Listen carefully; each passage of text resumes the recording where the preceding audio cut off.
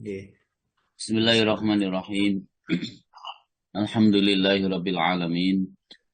Assalatu wassalamu ala asyrafil anbiya'i wal mursalin. Sayyidina wa maulana Muhammadin wa ala alihi wa ashabihi wa man tabi'ahum bi ihsanin ila yaumiddin.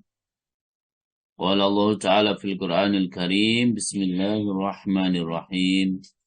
Asy-syaitanu ya'idukumul faqra wa ya'murukum bil fakhsya'. Wallahu ya'idukum maghfiratan minhu wa fadla. Wallahu wasi'un alim. Sadaqallahul azim. Amma ba'du. Al-Mukarram Ustaz Dr. Andes Haji Soekarti yang saya muliakan, para Ustadz, Ustadzah, para sesepuh, bini sepuh, tokoh agama, tokoh masyarakat yang hadir dalam kajian pagi hari ini yang saya muliakan, Bapak Ibu, para pengurus kajian online Asy-Syifa yang saya muliakan, dan seluruh jamaah setia kajian online Asy-Syifa di mana saja Bapak Ibu berada yang saya muliakan. Mari kita mengawali dengan bersyukur kehadirat Allah Subhanahu wa Ta'ala, dan semoga salawat salam tetap tersampaikan kepada junjungan kita Rasulullah Muhammad sallallahu alaihi wasallam.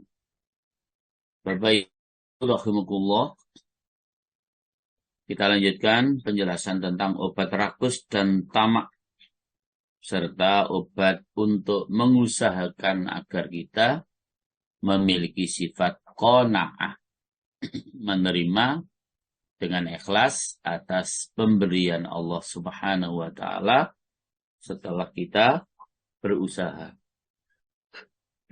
Setelah kita berusaha menerima apapun pemberian Allah Subhanahu wa Ta'ala.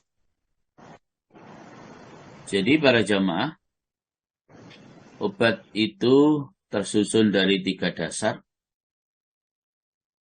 yaitu sabar, ilmu, dan amal.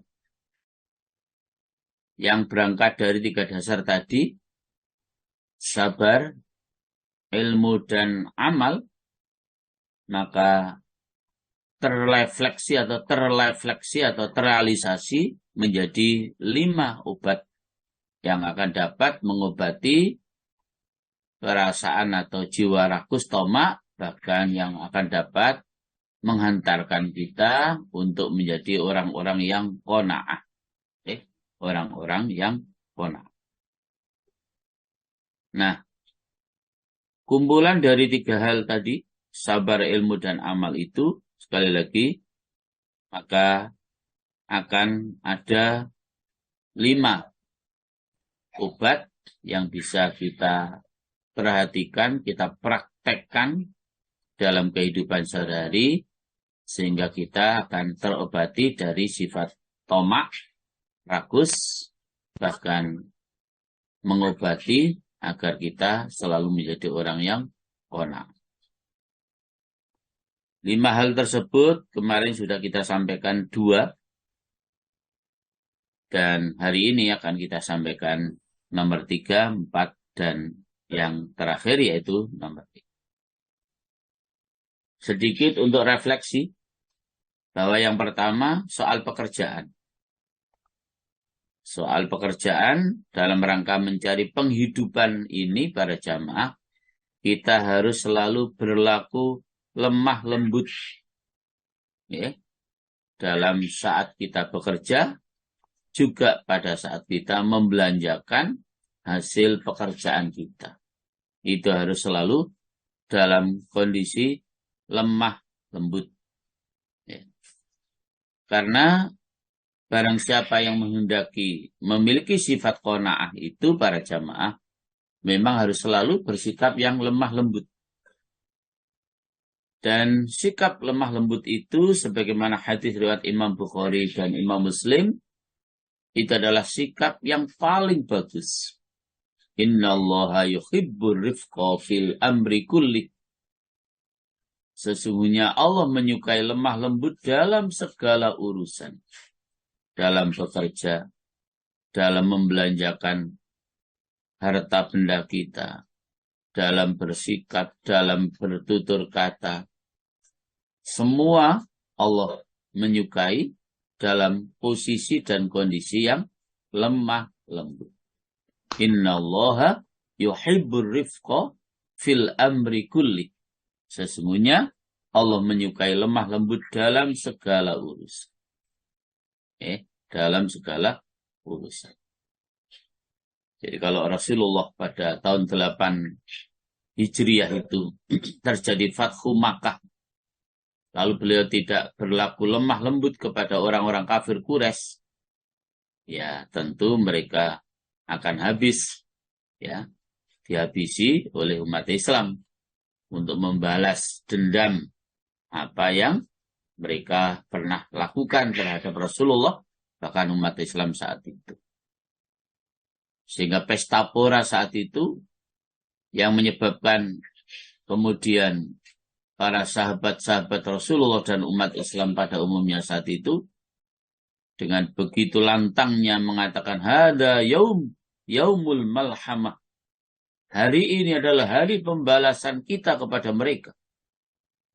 Tapi suara lantang mereka langsung disauti oleh suara lantang Rasulullah Sallallahu Alaihi Wasallam. La, kata beliau, hadal yaumul marhamah. Tidak, hari ini adalah hari yang penuh kasih sayang, bukan hari pembalasan, bukan hari untuk membalas dendam. Dengan sifat yang lemah lembut itulah yang menjadi sebab Allah menurunkan hidayah kepada mereka. Akhirnya mereka berbondong-bondong masuk agama Islam. Ya, sebagaimana yang Allah jelaskan di dalam surat An-Nasr. Ya. Idza jaa nasrullahi wal fath wa ra'aitan nasa yadkhuluna fi dinillahi afwaja fasabbih bihamdi rabbika wastaghfir innahu kana tawwaba. Itu para jamaah. Nah, jamarahullah. Yang kedua, obat rakus, obat tomak. Ya, untuk refleksi saja. Apabila dalam suatu keadaan ia mudah memperoleh apa yang mencukupinya, maka tidak seyogjanya ia berada dalam kegoncangan karena masa yang akan datang. Jadi kalau kita sudah bekerja dan kemudian mudah kita mendapatkan rizki Allah, justru harusnya menyebabkan kita menjadi tenang. Jangan semakin goncang hati kita karena berangan-angan yang panjang, berpikir yang panjang untuk mempersiapkan masa depan yang akan datang.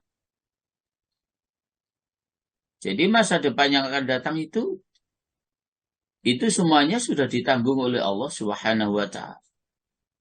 Justru saat kita mudah mencari rizki Allah itu, harusnya para jamaah menjadikan kita semakin tenang hati kita. Jangan semakin goncang, karena setelah mendapatkan ini harus dapat ini lagi, harus dapat ini lagi, harus dapat ini, dan seterusnya. Sebagaimana kemarin sudah saya sampaikan, bahwa ketakutan kita jatuh pada pola hidup yang miskin, pola hidup yang fakir. Ketakutan kita saat kita mengeluarkan sebagian daripada harta kita untuk sedekah, infak, jariyah, hibah, zakat, dan lain sebagainya. Lalu kita takut jatuh miskin, jamaah. Sekali lagi, itu semua adalah perbuatan setan. Ya, itu semua adalah bujukan dan rayuan setan. Allah Subhanahu wa Ta'ala telah memberitahukan kepada kita sekalian di dalam Al-Baqarah ayat 268. Bismillahirrahmanirrahim. Asy-syaitanu ya'idukumul faqra wa ya'murukum bil fahsya. Wallahu ya'idukum maghfiratan minhu wa fadla. Wallahu wasi'un alim. dulu, Indri. Inggih Ustaz, siap. A'udzubillahi minasyaitonirrajim. Setan menjanjikan menakut-nakuti kemiskinan kepadamu dan menyuruh kamu berbuat keji atau kikir. Sedangkan Allah menjanjikan ampunan dan karunia-Nya kepadamu. Dan Allah Maha Luas, Maha Mengetahui. Bapak Ibu para jamaah, begitu jelas ayat ini. Ketakutan kita akan jatuh miskin, sehingga menyebabkan kita selalu berusaha dengan sedemikian rupa. Tidak kenal siang, tidak kenal malam, terus dan terus dan terus. Ingin meraih ini, meraih itu, dan seterusnya. Karena takut miskin. Ketakutan kita jatuh miskin dengan kita sedekah, infak, zakat, hibah, wakaf, dan sebagainya. Ketakutan-ketakutan kita pada kondisi miskin itu, takut kalau jatuh miskin itu, sekali lagi jamaah, itu adalah bujukan dan rayuan syaitan. Sementara ayat yang juga kemarin sudah kita sampaikan, di dalam Hud ayat yang ke-6 itu jelas. وَمَا مِن دَابَّةٍ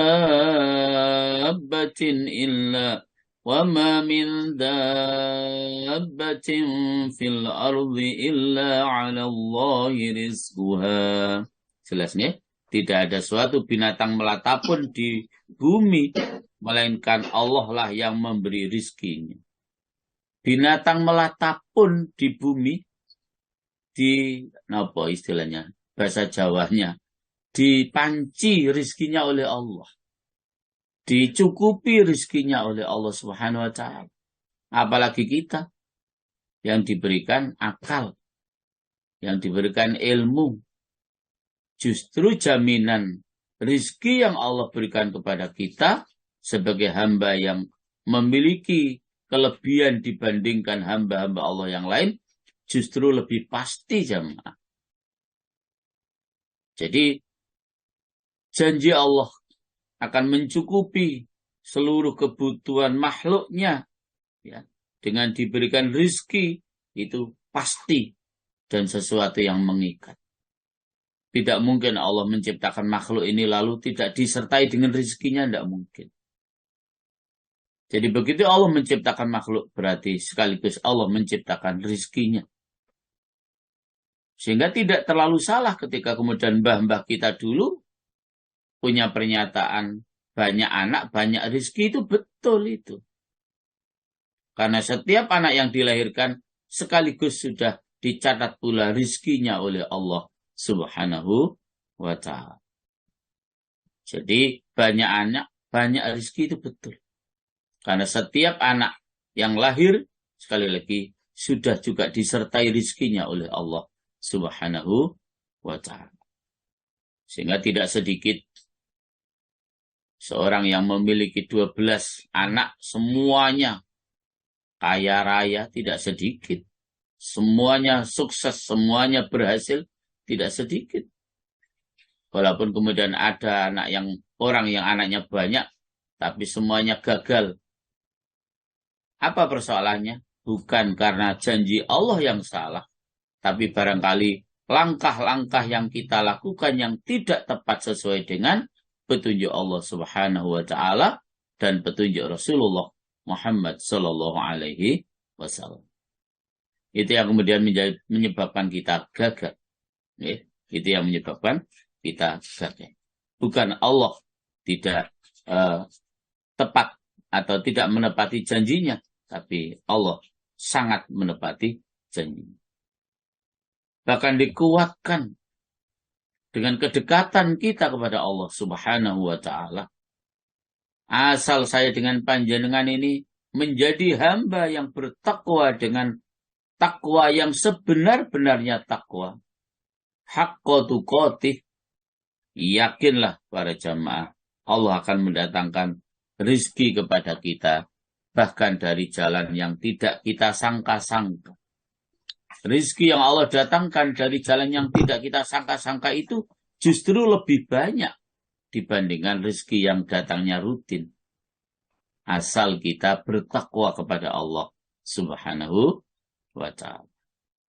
Sehingga tidak cukup ikhtiar lahiriah untuk meraih sukses dalam mencapai apa saja yang kita inginkan, termasuk meraih rezeki Allah.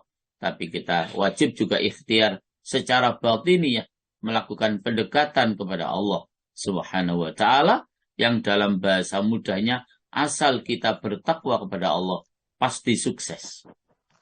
Pasti sukses asal kita bertakwa kepada Allah Subhanahu wa ta'ala.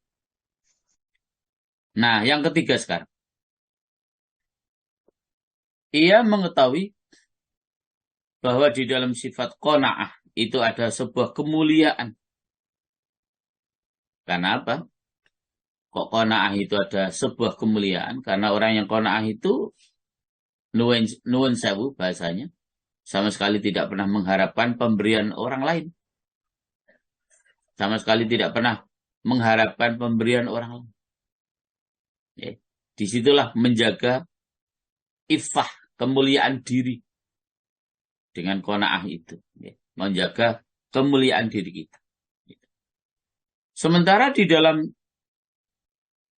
tamak dan rakus itu ada kehinaan. Di mana nilai kehinaan di dalam tamak dan rakus? Ya karena akhirnya menghalalkan segala cara. Yang penting saya kaya, yang penting saya jaya. Karena rakus itu menghalalkan segala cara. Disitulah ada nilai kehinaan. Maka Bapak Ibu para jamaah rahimakumullah, agar kita terhindar dari sifat kehinaan, maka mari kita jaga diri kita dari sifat rakus tersebut. Mari kita jaga diri kita dari sifat tamak tersebut. Karena sepedih apapun, sepayah apapun yang usaha yang kita lakukan, ketika Allah memang hanya menjanjikan rezeki kepada kita itu hanya segini, maka tidak mungkin bisa lebih dari apa yang telah ditetapkan oleh Allah Subhanahu wa ta'ala. Sehingga sampai pun kita berpayah-payah, ya, dengan kepayahan yang luar biasa, ingat ada batasan yang Allah tetapkan tentang rizki masing-masing hambanya ini. Rizki untuk masing-masing kita ini sudah ditetapkan oleh Allah. Sehingga sekali lagi, sampai kepayahan apapun yang kita lakukan, tetap saja tidak akan memperoleh dari apa yang lebih dari apa yang telah ditetapkan oleh Allah Subhanahu wa ta'ala. Bapak Ibu rahimahullah, memang bagi orang yang qanaah juga ada kepedihan. Kepedihan dalam hal apa? Kepedihan dalam hal menahan sabar tadi. Ya, kepedihan dalam kesabaran itu. Tetapi ingat, kepedihan dalam menahan kesabaran, ya, itu adalah ada nilai pahala. Itu adalah ada nilai pahala yang luar biasa yang kita butuhkan nanti saat kita kembali kepada Allah Subhanahu wa ta'ala. Kepedihan kesabaran. Di situ ada nilai pahala di sisi Allah Subhanahu wa ta'ala. Nah, Bapak Ibu rahimakumullah, kesedihan dan kepedihan itu akan dapat dihilangkan dengan kemuliaan diri dan kemampuan untuk mengikuti jalan yang benar. Jadi kepedihan dan kesedihan karena sabar menjadi orang yang qanaah itu akan dapat hilang karena kita mendapatkan kemuliaan dan bahkan kita mampu untuk selalu berada dalam jalan yang benar, jalan yang diridhoi oleh Allah Subhanahu wa ta'ala. Makanya para jamaah, Sudah sering saya sampaikan 5 prinsip hidup, ya, dan prinsip yang ada puncaknya adalah prinsip yang kelima. Apa prinsip yang kelima itu? Tujuan hidup. Apa tujuan hidup itu? Hanya satu, jamaah. Libtigha'i mardhatillah. Apapun aktivitas yang kita lakukan, baik berupa tindakan maupun ucapan, yang penting tindakan ucapan kita itu selalu dalam ridho Allah Subhanahu wa ta'ala. Itulah puncak tujuan hidup kita. Kapanpun, dimanapun kita berada, kita harus selalu berusaha untuk mendapatkan ridhonya Allah Subhanahu wa ta'ala. Jadi yang sabar dalam kondisi qanaah akan kepedihan karena sabar dalam kondisi qanaah itu akan hilang karena Allah akan memberikan kemuliaan diri kita. Allah akan menuntun diri kita untuk selalu berada di jalan yang benar, berada di dalam keridhaan Allah Subhanahu wa ta'ala. Nah, Bapak Ibu rahmukumullah, karena itu pula sesungguhnya orang yang banyak tamak dan banyak rakus, ya, niscaya ia banyak kebutuhannya kepada manusia, maka tidak mungkin dapat mengajak kepada kebenaran, dan perbuatan membujuk selalu mengharuskan padanya, dan yang demikian akan membinasakan agamanya. Barang siapa yang tidak mengutamakan diri meninggalkan nafsu syahwat perut, maka ia lemah nafsu syahwat perut, maka ia lemah akalnya dan kurang imannya. Rasulullah Shallallahu Alaihi Wasallam, beliau bersabda, "Izzul mu'min istifna'uhu 'anil nas." Okay. Kemuliaan orang mukmin adalah merasa cukupnya atau tidak membutuhkan dari manusia. Jadi kemuliaan orang mukmin itu adalah merasa cukupnya atau tidak membutuhkan dari manusia. Nah, jadi dalam sifat qanaah itu para jamaah ada kemuliaan di situ. Ya. Sekali lagi, dalam sifat qanaah itu di situ ada kemuliaan para jamaah. Sehingga Rasulullah dawuh, "Izul mu'mini istifna'uhu 'anil nas." Kemuliaan orang mukmin adalah merasa cukupnya atau tidak membutuhkan dari manusia. Bapak Ibu rahmatullah, itulah yang ketiga. Ya, itulah obat rakus, obat tamak, dan juga obat agar kita bisa selalu qanaah, ya, agar kita bisa selalu qanaah. Yang keempat para jamaah,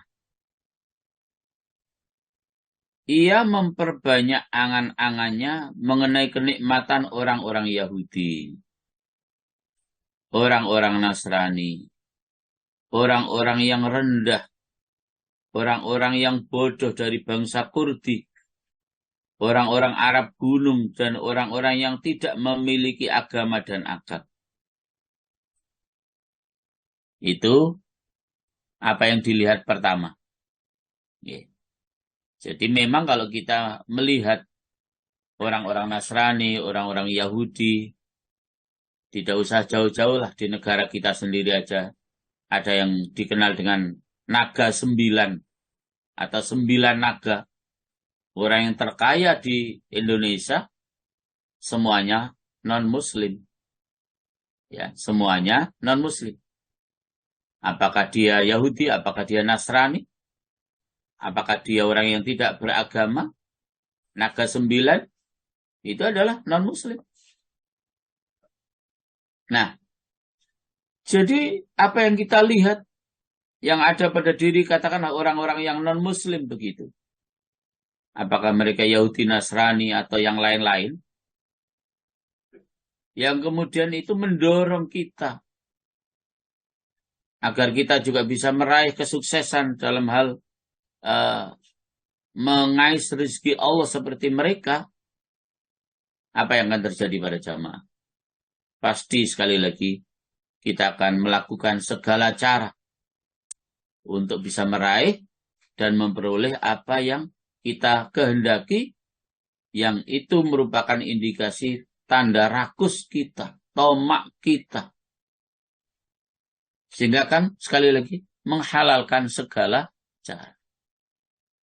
Nah, ketika pandangan kita yang pertama seperti itu, harusnya para jamaah kemudian kita rubah pandangan kita. Harusnya para jamaah kita rubah pola pikir kita.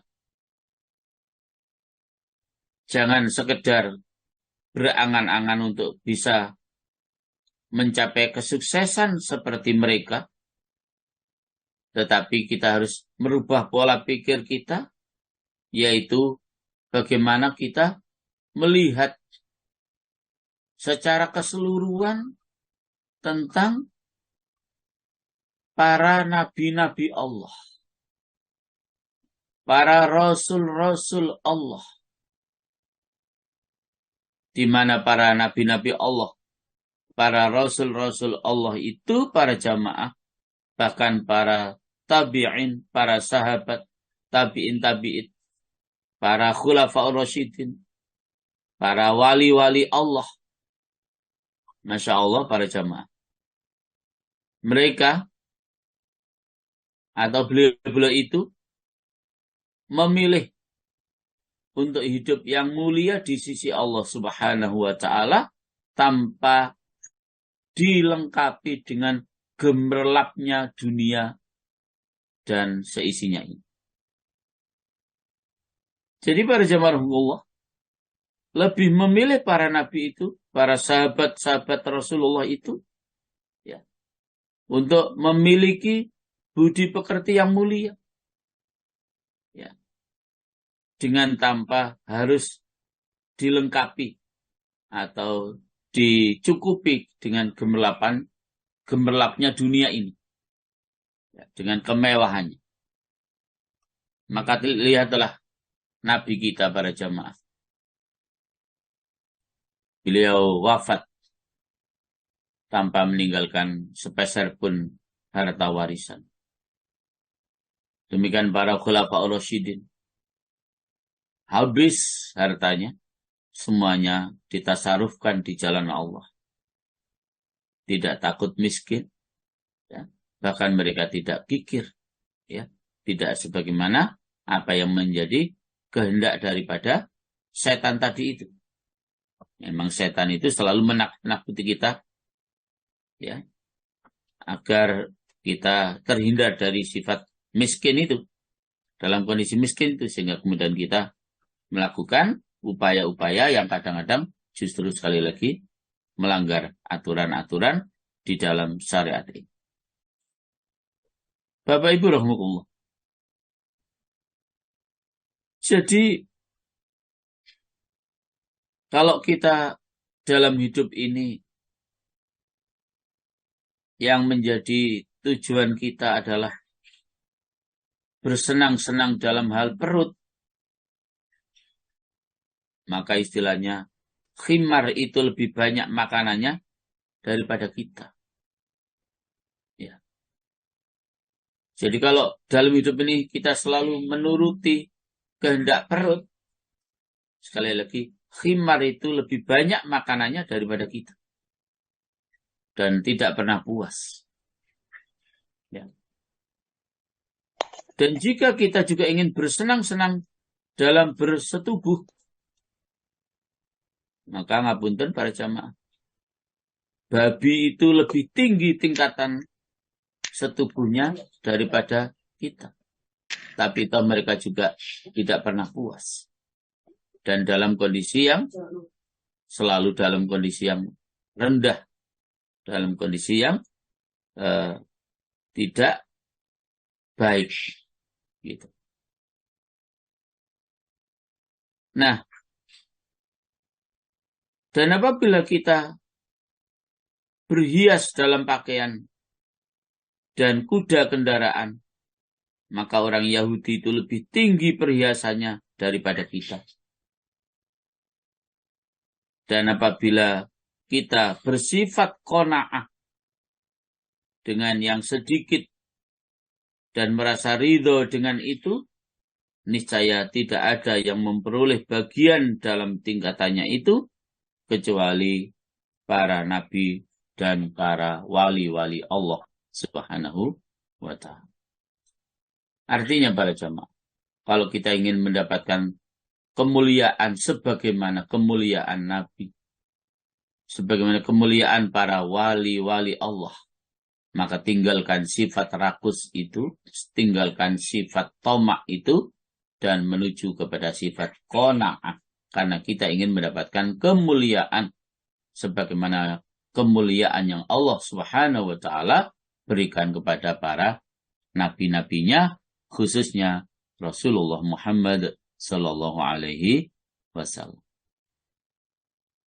Bapak Ibu rahmatullah. Jadi kita membandingkan, harus mampu untuk membandingkan bagaimana kemewahan orang-orang non-muslim. Lalu kemudian kita harus membaca sejarah bagaimana kehidupan Rasulullah dan para sahabatnya. Yang dengan kehidupan yang sederhana itu, dengan kehidupan yang qanaah itu, sekali lagi Allah memberikan kemuliaan kepada beliau. Allah memberikan kemuliaan kepada para sahabat-sahabat beliau. Dan kalau kita ingin mulia dalam hidup ini, maka kita pun harus mengikuti jejak langkah Rasulullah Muhammad sallallahu alaihi wasallam, jejak langkah daripada para sahabat-sahabat Rasulullah sallallahu alaihi wasallam. Ingat Bapak Ibu, kemuliaan itu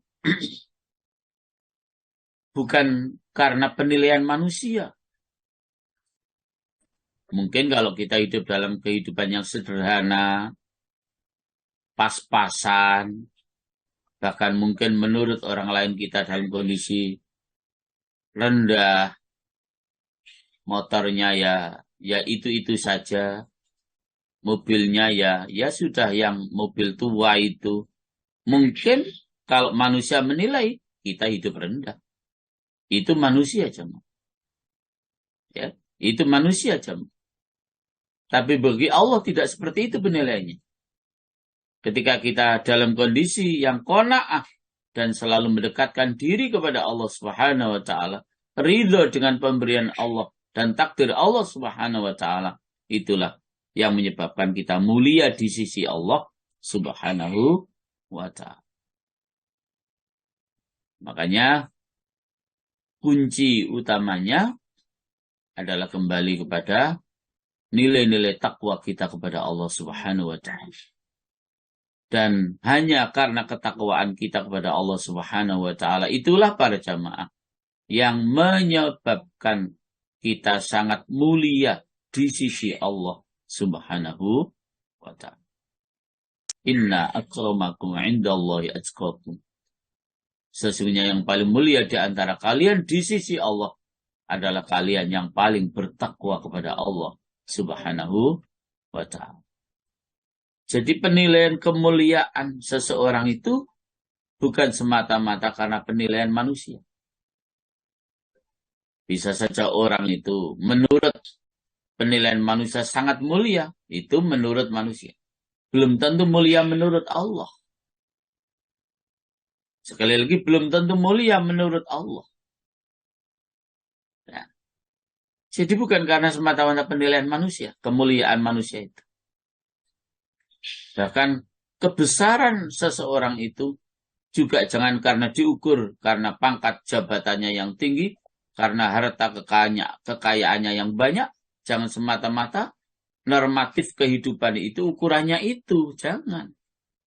Tapi normatif kehidupan itu ukurannya sejauh mana orang itu ketaatannya terhadap Allah. Sejauh mana ketaatannya orang itu kepada Rasulullah, itulah orang-orang yang hebat. Itulah orang-orang yang besar. Itulah orang-orang yang mulia di sisi Allah Subhanahu wa ta'ala. Jadi, mari kita punya perbandingan ya, antara orang-orang yang hidupnya mewah dengan kita bandingkan kehidupan Rasulullah Muhammad SAW yang dalam kondisi pas-pasan saja, yang dalam kondisi qanaah. Disitulah sekali lagi ada nilai kemuliaan di sisi Allah Subhanahu wa Ta'ala. Dengan kita punya perbandingan seperti itu, artinya para jamaah, maka kita akan menjadi merendah, tidak terus timbul keinginan untuk rakus dan tamak di dalam mengais rezeki Allah Subhanahu wa Ta'ala. Yang kelima para jamaah, ia memahami akan bahaya yang terdapat dalam mengumpulkan harta. Jadi, ia memahami akan bahaya yang terdapat dalam mengumpulkan harta. Ya, sebagaimana yang telah kita jelaskan sebelumnya. Ya, bahaya-bahaya harta itu. Ya, bahaya-bahaya harta itu. Dan pada pengumpulan harta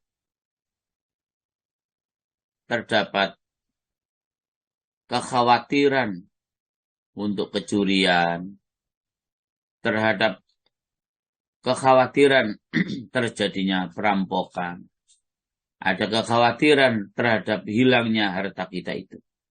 Itu kalau kita selalu mengumpulkan harta kekayaan.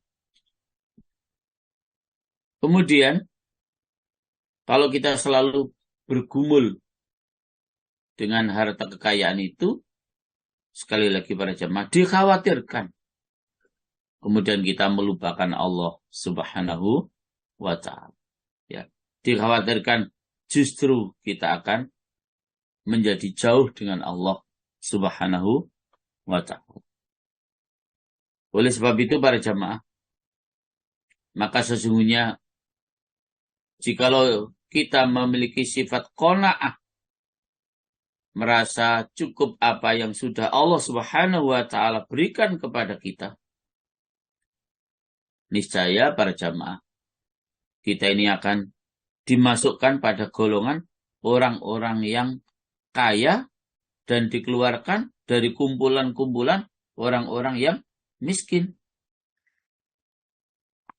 Jadi jamaah, kalau kita sudah merasa qanaah itu kan berarti kita itu seperti orang kaya, wong kita tidak butuh apa-apa. Oke. Jadi kalau kita qanaah itu, merasa cukup dengan pemberian Allah itu kan, justru kita menjadi kaya. Karena kita sudah tidak butuh bantuan orang lain, kita tidak butuh ini dan itu. Apapun yang Allah berikan kepada kita merasa cukup, kita syukuri apapun yang Allah berikan kepada kita. Saat itulah berarti kita menjadi orang yang seperti orang yang kaya. Karena sudah tidak noleh lagi ke kanan, ke kiri, ke depan, belakang. Gitu. Sementara orang-orang yang dalam kondisi kaya yang sebenarnya, dan kemudian masih menoleh ke kanan, ke kiri, ke depan, belakang, menimbulkan sifat rakus, sesungguhnya merekalah orang-orang yang miskin. Buktinya, masih cari saja terus.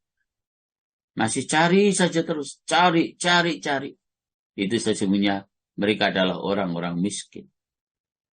Maka jadilah kita orang yang kaya hati. Merasa sudah cukup puas dengan takdir Allah, dengan pemberian Allah Subhanahu wa Ta'ala. Dan karena memang kaya yang sebenarnya itu adalah memang kaya hati jamaah.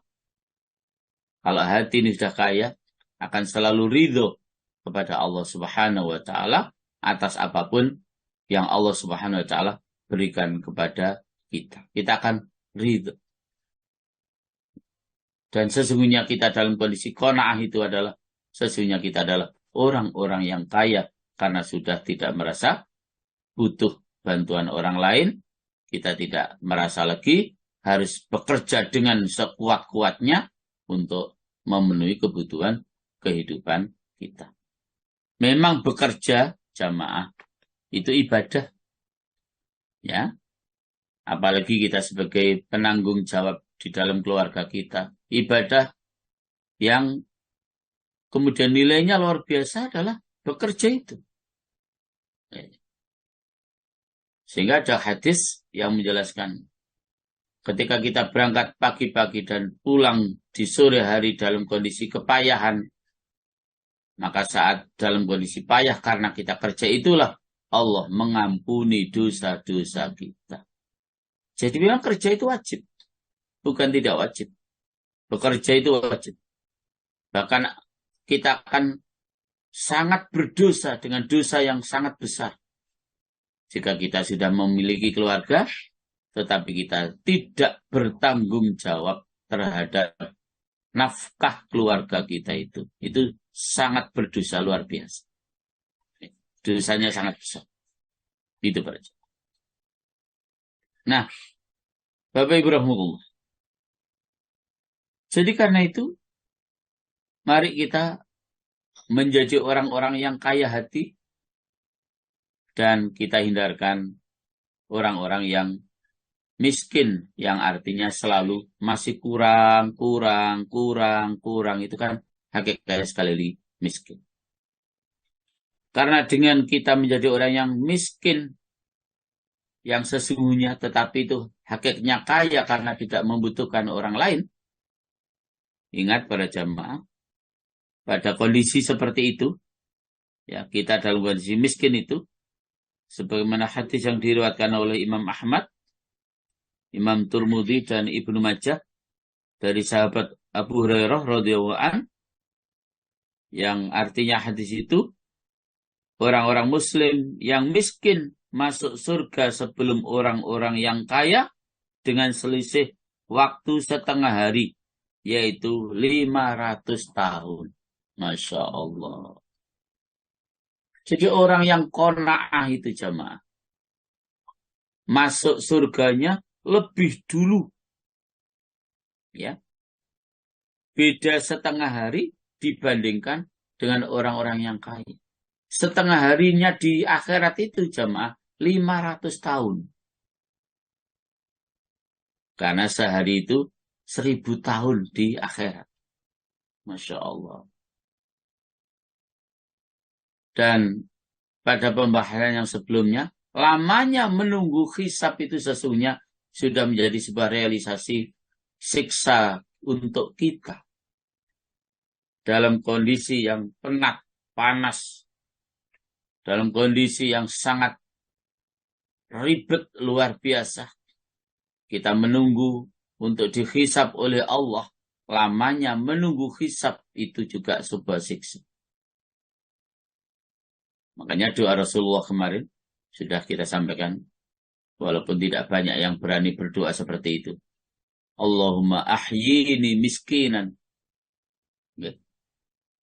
Jadi Allahumma ahyini miskinan. Ya Allah, hidupkan saya dalam kondisi miskin. Wa amitsni miskinan. Dan matikan kami juga dalam keadaan miskin. Waqsyurni fi zumratil masakin. Dan kumpulkan saya nanti, ya Allah, di akhirat beserta golongan orang-orang yang miskin. Yang orang-orang miskin itu masuk surganya lebih dulu 500 tahun sebelum orang-orang yang kaya. Tapi di sana setengah hari. Itu di sini 500 tahun. Masya Allah. Jadi para jamaah, rahmukumullah. Maka sekali lagi para jemaah, sebuah kemuliaan jika saya dengan panjenengan betul-betul menjadi orang yang qanaah, menerima dengan ikhlas apa yang telah Allah Subhanahu wa taala berikan kepada kita. Yang penting bagi kita tetap bisa dengan istiqomah beribadah kepada Allah Subhanahu wa taala dengan menjalankan ibadah-ibadah yang hukumnya wajib, dengan menjalankan ibadah-ibadah yang hukumnya sunnah, baik berupa ibadah secara mandiri seperti sholat, puasa, dan lain sebagainya, atau ibadah yang ada hubungannya dengan memberikan kebaikan kepada orang lain, mungkin dengan sedekah, infak, jariyah, hibah, wakaf, dan lain sebagainya, dan lain sebagainya. Jadi yang terpenting bagi kita, sekali lagi, tetap bisa istiqomah di dalam menjalankan ibadah kepada Allah Subhanahu wa ta'ala. Maka para jamaah, memang sebuah pilihan ya, bagi kita.